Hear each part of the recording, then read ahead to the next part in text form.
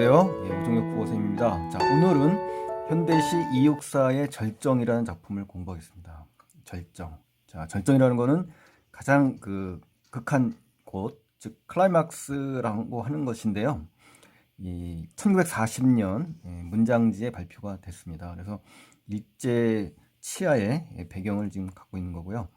절정 말 자체로 극한 상황에 지금 몰려 있는 그런 현실 상황을 잘 떠올리면서 작품을 임해 보겠습니다.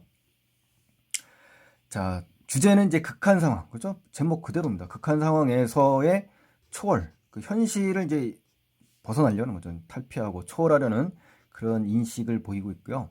또 극한 상황을 촉이란 말 자체도 초월하고 극복한다는 겁니다. 그래서 이 강인한 정신이 들어있는 그런 작품입니다. 그래서 성격은 이제 상징적인 시어가 많고요. 또 남성적입니다. 그리고 지사, 애국 지사할 때 여러분 들어보셨죠? 지사. 그리고 의지, 일제 저항. 그렇죠? 애국 지사할 때 뜻있는 선비라는 뜻이에요. 그래서 이렇게 성격적인 측면들도 점검을 좀 해주시고요. 표현상 특징으로 가시면요. 계절이 나옵니다. 이제 계절이 겨울이 나오는데요. 이미지에 주목하여 읽어야만 또 화자의 상황과 정서에 더 공감할 수 있다라는 거 살펴보시고요. 또 기승전결 4단 구성으로 되어 있죠. 이게 바로 이제 전통적인 우리 한시의 일반적인 구성 방식을 취하고 있습니다. 그래서 이러한 형식도 기억을 좀 해주시기 바랍니다. 또 역설적인 표현이 이제 나오거든요. 그래서 마지막 부분에 이 주제를 효과적으로 형성하는 그런 작품이라는 거 역설법을 좀 기억하시고요. 또 강렬한 상징어, 또 남성적인 이 말투, 그래서 강인한 의지를 더 드러낸다. 이렇게 또 시제는 또 현재법을 씁니다. 그래서 좀 더 어때요? 상황을 긴박하게 만들어주고 좀 더 치열한 삶을 보여주려는 치열하고 저항적인 이런 대결 의식을 잘 드러내준다. 이렇게 정리하시고요. 또 일본의 식민지라는 이 암울한 현실 속에서 강인한 의지를 잃지 않고, 그렇죠? 끝까지 불의에 저항하려는 이 화자의 태도가 잘 드러나 있습니다. 그래서 이 저항 시인이라고 하는 거죠. 네, 윤동주와 함께요. 또 극한 상황의 이 순간에 오히려 어때요? 강철과 같은 강력한 의지와 신념을 뿜어내는 이 화자의 태도가 이제 남성적 어조라든가 상징적 시어의 사용과 함께 주제를 잘 드러냅니다. 그리고 강렬한 느낌을 주는 시어가 나오고요. 남성적 어조가 가미되면서 시적 화자의 강한 지사적 의지와 신념을 효과적으로 제시합니다. 그래서 매운, 갈겨, 휩쓸려, 칼날진 뭐 이러한 시어 등을 보시면요. 좀 더 강렬한 느낌을 보지 않습니까? 그래서 시적 화자의 어떤 극단적인 상황, 이게 바로 절정인 겁니다. 절정. 그 상황을 잘 드러내주는 그런 시어입니다. 또 1년에서 3년까지는 화자가 처한 현실 상황이 이제 겨울입니다. 부정적으로 인식하고 있고요. 마지막 사연에 가시면 겨울을 강철로 된 무지개라는 이미지로 전환합니다. 그래서 여기가 이 사연이 상당히 중요하고요. 그래서 현실 상황을 다르게 인식하려는 화자의 모습이 지금 제시되어 있다. 이렇게 정리하시고요. 그래서 더 이상 물러날 수 없는 결단의 자리에 서 있는 투사로서의 시인의 풍모가 잘 드러납니다. 그리고 강인한 대륙적 풍모와 당당한 남성적인 목소리가 아주 짧은 시행에서 더욱 압축적으로 제시되면서 좋은 작품으로 다가오는 거죠. 또 극한 상황에서 오히려 그것을 어때요? 이겨낼 힘과 용기를 찾는 이러한 역설적 전환이 시도된 작품이다라는 거.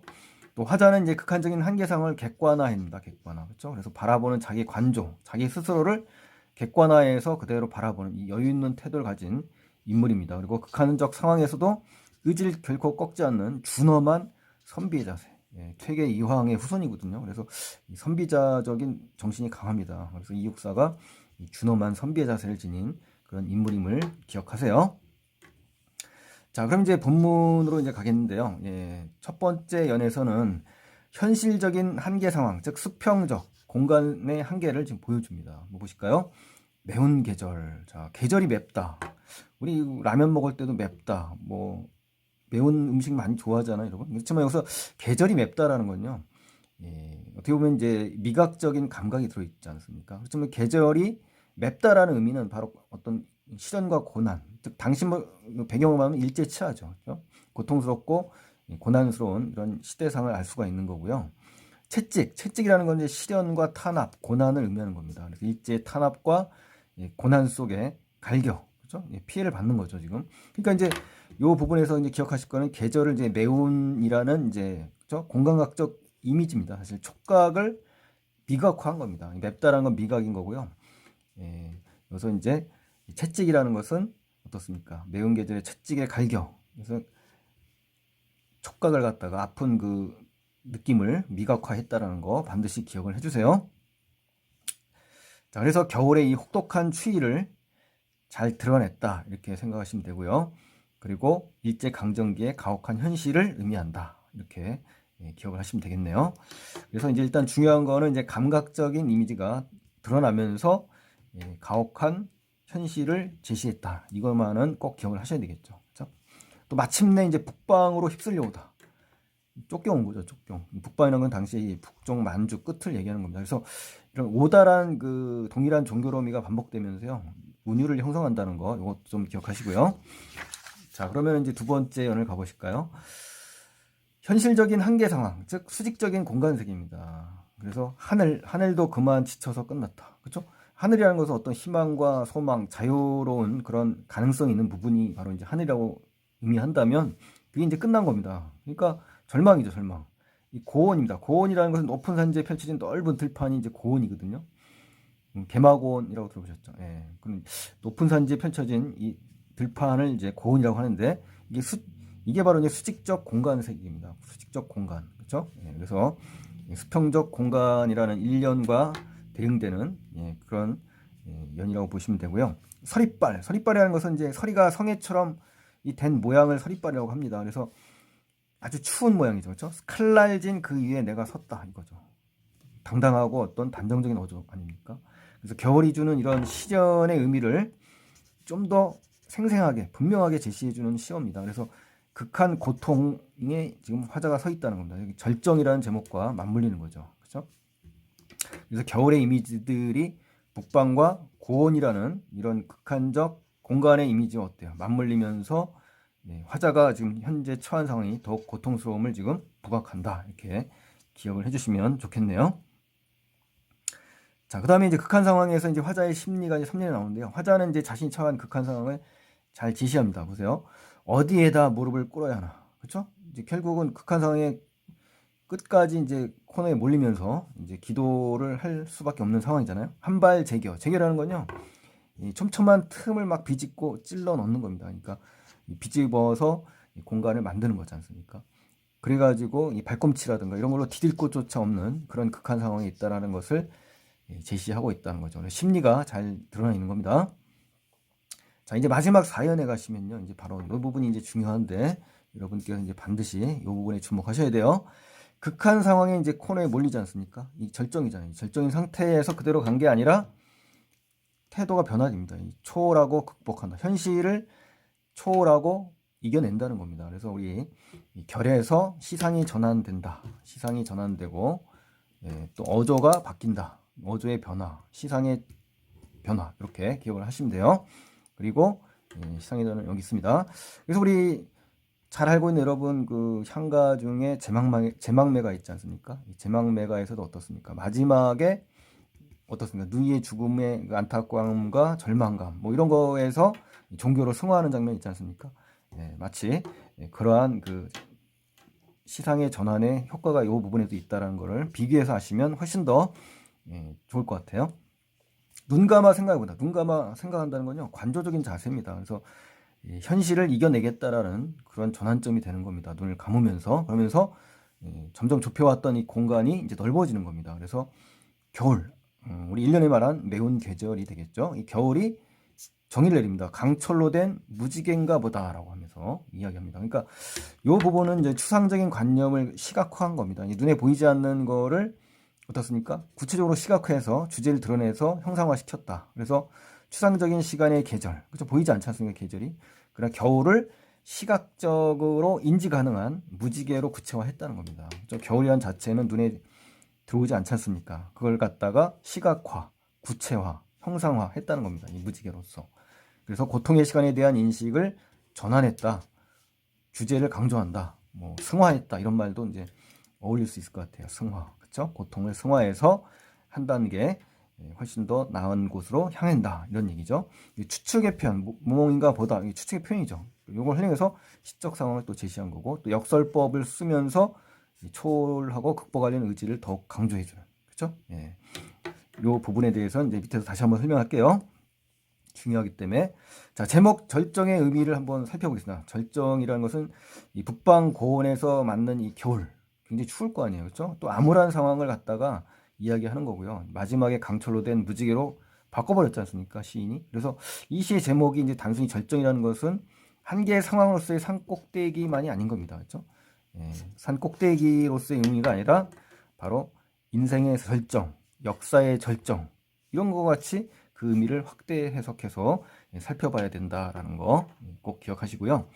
자, 이제 마지막으로 이제 더 중요한 그 작품의 구성 방식을 좀 기억하셔야 됩니다. 상당히 중요합니다. 자, 그래서 이제 선경 후정의 구성 방식을 갖고 있습니다. 앞에는 주로 경치, 그 다음에 뒤에는 화자의 정서, 이렇게 된다는 얘기예요. 바로 이게 이제 한시의 어떤 구성 방식과도 일치하는 겁니다. 우리 기승전결과 같이요. 또 외적 상황이 1, 2연에 제시되고요. 극한 상황에 점층적으로 고조되는 겁니다. 공간적 이동을 보이면서요. 그래서 북방에서 고원, 고원에서 서리빨 칼날진 그 위로 공간이 이동됩니다. 그래서 북방이라는 것은 수평적 한계 상황을 얘기하고 고원은 수직적 한계 상황을 이야기하면서 극한 상황이 점점점 어떻다 고조되고 있다. 이러한 표현 반드시 기억을 하셔야 돼요. 그리고 내적 심리가 이제 3, 4연에 이제 주목해서 나오는데요. 극한 상황을 갖다 어떻게 한다? 초월한다는 겁니다. 그래서 절망적 상황을 인식을 하면서 그 인식한 것을 통해서 극복하려는 의지가 여기서 돋보인다는 거죠. 비켜서거나 물러설 수 없는 극단적인 상황, 극한적 상황에 대한 인식을 한 겁니다. 화자가. 그리고 마지막에 강철로 된 무지개라는 표현을 쓰면서 자기를 초월하는 의지, 그리고 자기 결단의 순간에 느끼는 이 황홀감, 이런 것을 역설적으로 아주 잘 드러낸 부분이다라고 확인하시면 되겠습니다. 자, 그 다음에 이제 마지막 페이지 3페이지에 보시면요, 절정의 시상 전개 방식을 제가 이제 시각적으로 보여줬는데 1년에서는 어떻습니까? 북방으로 계속 휩쓸려 오죠.